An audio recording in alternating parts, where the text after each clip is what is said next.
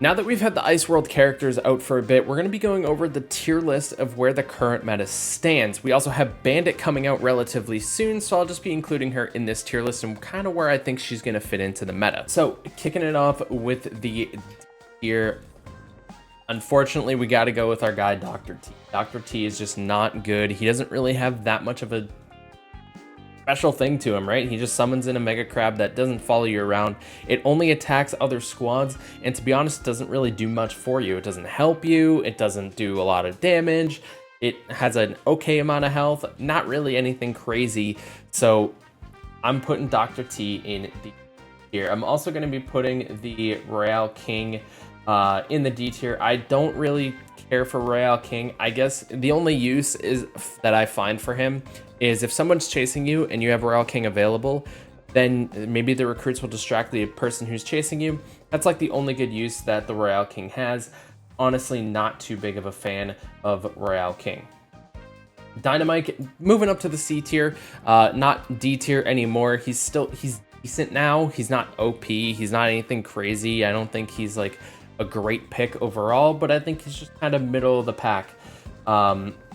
Not really that great. I'm also going to be putting Mavis in the top of the C tier as well. I think Mavis is just kind of there. You know, she's a good farmer and helps out, but if there's no carrots, if you're not on one of the green world maps, which the carrots are like right on that, like there's like a bridge, there's 2 bridges, and then there's 2 patches of carrots, and then 2 patches of carrots. If you're not on that map, then Mavis doesn't really help you late game, although she does have pretty decent DPS. For a farmer, she got 125 DPS, so honestly not too bad. Can't really go against her. I'm going to put Bo in the C tier as well. Bo is really only good in modifiers like Gift Critters or Royal Haunt or Whack-A-Mole, things where there's NPCs around that Bo can help you get out some extra damage, or monster pets.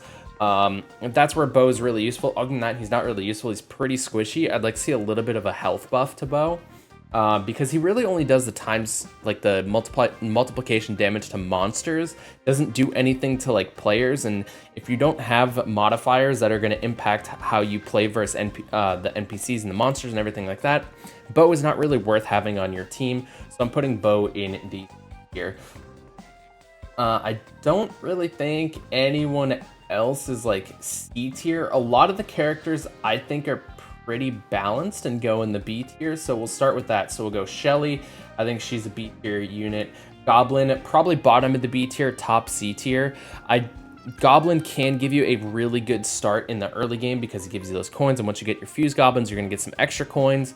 So realistically, if you're thinking about it, you're getting 33 coins for spending 18, so you get a 15 coin bonus.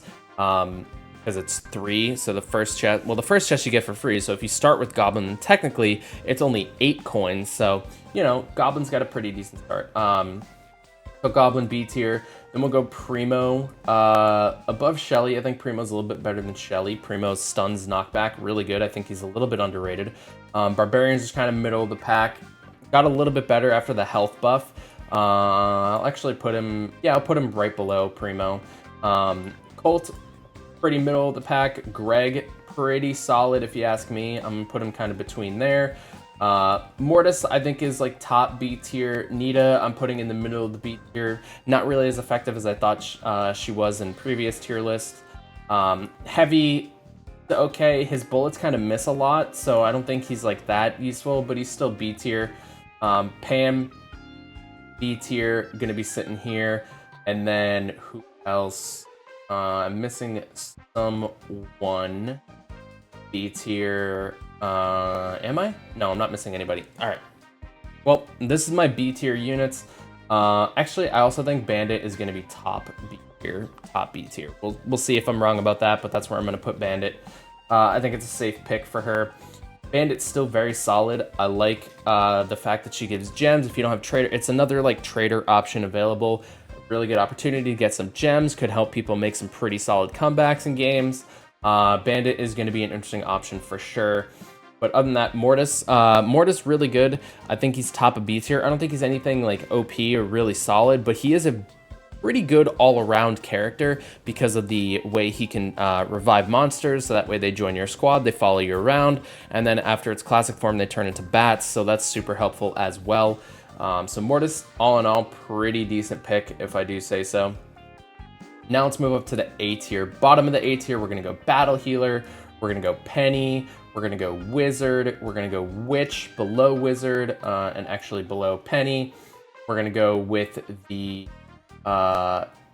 Ice Wizard at the top of the A tier, Jessie towards the top of the A tier as well. Above Ice Wizard, actually, we'll put Max in the A tier, right below Wizard. Yeah, below Wizard. We'll put Medic probably above Max. We'll go Chicken in right next to Max as well. We'll go Hog Rider next to Max as well. We'll go with B in... Yeah, we'll go B right here. And then we'll also go with the Trader. So, honestly, A tier is looking pretty stacked, if you ask me. Actually, I don't want to put Trader that far up. We'll put... we'll put Trader above B, but not above these two. So, here's the thing. Battle Healer, great for, like, that quick boost. I think Battle Healer is A tier literally just because of that. If someone's chasing you and you have a low, like, if you're not losing squad members, but, like, someone's trying to chase you, do a little bit of damage, you got a little bit low on health, Battle Healer, boom, boost the health of your squad right back up, and all of a sudden you're back in the fight. I think Battle Healer is a huge momentum shift. That's really what she's good for, but she does provide that, and she's got a little bit of health to her as well and can do a little bit of damage. But I think that huge momentum shift is really solid. Medic, I think, is the best healer overall. But like I said, that huge burst of health that you can get from the Battle Healer, and then Medic for the passive healing. Pam is not in the A tier literally just because of the fact that you have to be in the healing station to do that. Sure, you get the healing station spell and everything, but I don't think it's as useful as just having passive heals with the Medic or having that burst of heal that you can get with the Battle Healer. Those are super important. Witch in the bottom of the A tier as well. She's got the skeleton. She got the skeleton spell. Really solid. Ultra form. She gets those big boned witches, so that she's able to do big bone skeletons, so she's able to do a little bit more damage, and also the skeleton can take a little bit more health. Have a little bit more health. And then Penny is always really solid because she can give you gems, she can give you a free chest key, she can give you hearts back, she can heal up your squad, she can get you back into the game. I think Penny is overall a solid option, and she's got that DPS, so really solid there. Chicken, Max, Hog Rider, all these three are like encompassed into one into the A tier. This is super important. I'm actually going to switch this. I'm going to put Medic down here. I think the speed is arguably one of the most important things in the game, which is why all three of these are ranked up high. Chicken gives you boots, Hog Rider lets you regen your boots faster, your turbo faster, also lets you run fast through grass. Max gives you that speed boost when you're just moving, generally speaking, and with Max's super form, once you take monsters down, you're able to get a lot more speed added to your squad. So Max is going to be able to give a lot of value to your team just by having her in your squad. Same thing with Hog Rider, and then chickens are just, you got to stack up on the chickens. Wizard, I'm putting Wizard in the A tier, not because of anything he has in terms of DPS or HP. He does have splash damage. He is a pretty good splash damage dealer, but realistically, you only need one Wizard in your squad, and you need it at classic form, and that is solely just due to the fact that Wizard gives you a second spell slot. That is absolutely huge to have a second spell slot. Automatically puts Wizard into the A tier. You need to have Wizard in your squad if you have him classic or higher to get that second spell slot. That is absolutely crucial. So Wizard in the A tier, 100%. B, with the recent balance change they made to her when the super form, now that the Bees survived the entire match, which is a lot of people's gripe with her. And I think they made a pretty good change. So now in super form, B has her bees that surround her that you pick up from the hives. They last the rest of the match. So if you find a bee early match, getting a fusion bee, there's 2 floating around you. Really solid pick. B is a must-have in your squad if you're playing, if you have her available in rotation. Trader, still an A tier unit, gives 3 gems in the super form per every 15 coins. Great to be able to make some comebacks to fusion forms. If you can just stock up on traders, you can honestly just build tanks, build speed, and get a bunch of traders and just run around, and that's also a viable winning strategy, so pretty solid there.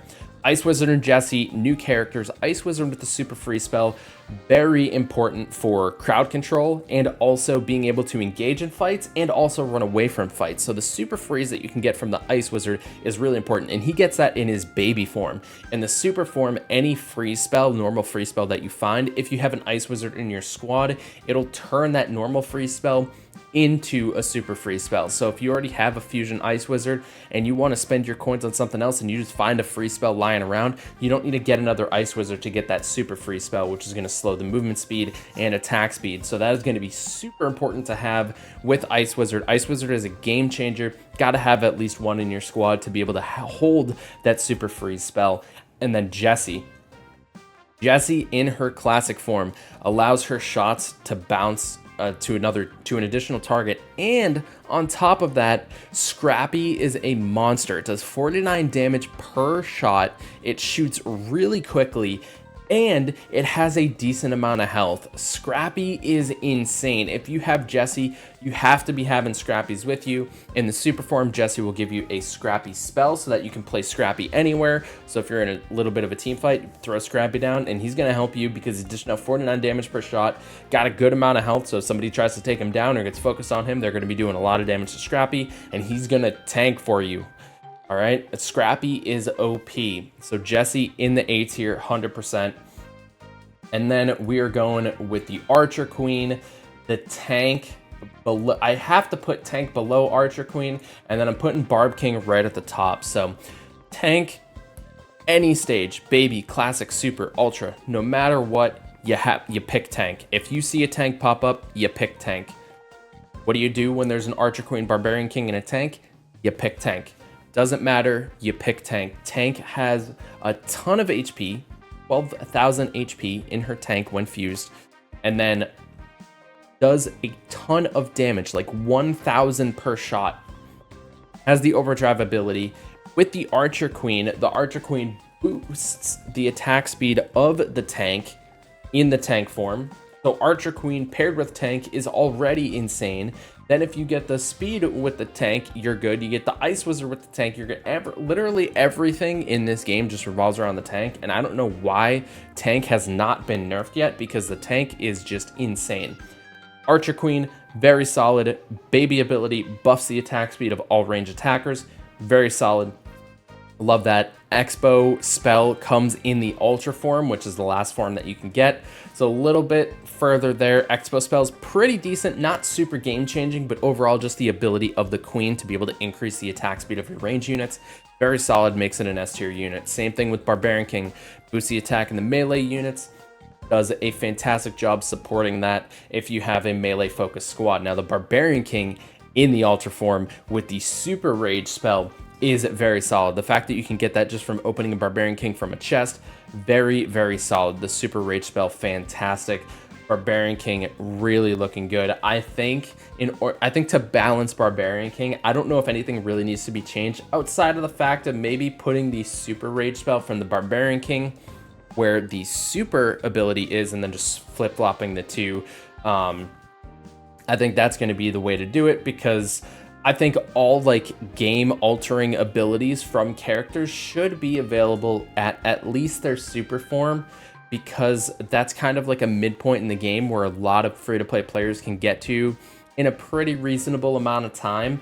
And it's not going to be game breaking where the free-to-play players feel like they're so far behind, because Ultra form takes 1,000 babies to get there. So this is my tier list of the current meta. Let me know what you think down in the comment section below. Is there anything you agree with or disagree with? And where would you put things and why? Where do you think the Bandit's going to rank as well?